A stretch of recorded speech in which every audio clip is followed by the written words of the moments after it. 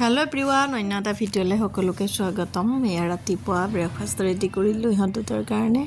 Cornflakes আৰু গাখীৰে দিছোঁ। বাকী এয়া তাহাঁতক দি মেলি মই আকৌ টিফিনৰ কাৰণে এয়া ৰুটি বনাবলৈ লৈছোঁ। আজিকালি ৰুটিয়ে দিয়া হৈছে। এয়া বনাই দিছোঁ আৰু এনেদৰে বেলেগ বেলেগ বস্তু খাবলৈ ভাল পায়, কিন্তু ফাষ্টফুড টাইপৰ বস্তুখিনি দিবলৈ অলপ বেয়া পাওঁ আৰু এৰাই দিছোঁ। আগতে পাস্তা দিছিলোঁ, কিন্তু এইকেইদিন একদম দিয়া নাই। ল'ৰাক অকল ৰুটিয়ে দি আছোঁ। ৰুটিৰ লগত জাম জেলি কিবা কিবি আৰু তেনেকৈ কেতিয়াবা আলু ভাজি দিওঁ। বেলেগ চব্জি ইমান ভাল নাপায়।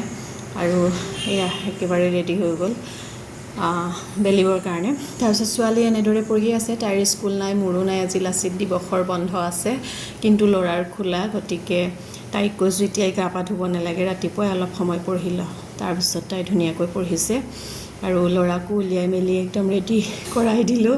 আৰু তাৰ দুষ্টালিবোৰ দেখিছেনে? এয়া বিচনা মই ধুই দিলোঁ মানে, গতিকে সেইফালে পাৰিবলৈ সময় পোৱাগৈ নাই। পাৰিম বাৰু, ৰাতিপুৱাই ৱাচিঙত দি দিলোঁ।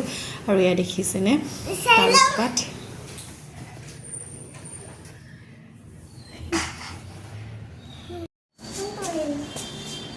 এইটোৱে ফালিছোঁ। সেই নাই ভঙা।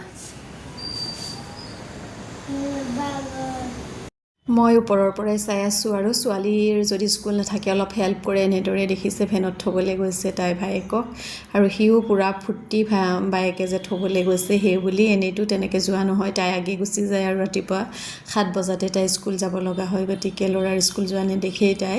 আৰু এয়া দেখিছে ভায়েকক ধুনীয়াকৈ উঠাইছে গাড়ীত। অলপ অলপ দায়িত্ব ল'ব পৰা হৈছে আৰু যিহেতু লাহে লাহে ডাঙৰো হৈ আহিছে। আৰু এয়া মই ওপৰৰ পৰাই চাই আছোঁ আৰু এইখিনি সময়ত অলপ ৰেহাই পাইছোঁ তাই এইখিনি কাম কৰি দিয়াৰ কাৰণে। আৰু উভতি আহিছে আৰু তাই ওপৰলৈ। তাৰপিছতে বোলো ফুলৰ সৰু সৰু টাববোৰ যে আছিল মোৰ, গতিকে স্পাইডাৰ প্লেণ্টৰ সেই বেয়া পাতখিনি মই কাটি দিছোঁ। সময়ে নাপাওঁ দেখোন, আৰু যেতিয়া সময় পাওঁ অলপ অলপ কৰিব চেষ্টা কৰোঁ। আৰু ভাল পাওঁ কৰি, খালি স্পেচ নাই, লগতে সময় নাই। সেইটোৰ কাৰণেহে আৰু কৰিব নোৱাৰোঁ। যিহেতু ভাড়াঘৰত থকা হয়, নিজৰ ঘৰ হ'লে বাৰু এইখিনি ধুনীয়াকৈ সজাই পৰাই ৰাখিব পাৰি। সেয়াই। বাকী এয়া একদম গা পা ধুই আজৰি হৈ ল'লোঁগৈ, আৰু এতিয়া চাহ একাপ খাই ল'ম আৰু ছোৱালীকো কিবা এটা খাবলৈ দিম। আৰু বাকী এয়া ৰাতিপুৱা ব্ৰেকফাষ্টৰ কাৰণে আকৌ বনাইছোঁ ফ্ৰেঞ্চবিন আৰু আলুখিনি ছোৱালীয়ে খাব, ফ্ৰেঞ্চবিন মোৰ ভাগৰ, তাই নাখায়। আৰু শুকান ৰুটি বনাই আছোঁ। এনেদৰে ব্ৰেকফাষ্টটো কৰি ল'ম আৰু আমি দুটাহে আছোঁ, দেউতাকো ডিউটিত গ'ল। এয়া এনেদৰে গৰম গৰমকৈ কেতিয়াবা খাই ভাল লাগে। এনেইতো ৰাতিপুৱা ৰুটি খোৱাৰো সময় নহয় মোৰ, চাহ খাই গুচি যাওঁ স্কুল। আৰু এইফালে ফ্ৰিজৰ যিখিনি বস্তু আছিল সেইখিনি ধুই অলপ ৰ'দত শুকুৱাই দিছোঁ। এনেদৰে যে যদি অলপ এদিনমান হ'লেও বন্ধ পোৱা যায়, বহুতখিনি কাম হয় মানে।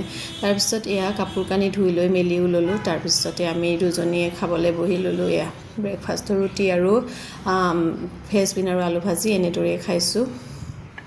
এনেদৰে কিবা এটা খাই লোৱাৰ পিছত আৰু গোটেই দিনৰ কামখিনি কৰি যাব পাৰি। সেয়াই আজিলৈ আহিছোঁ, বাই।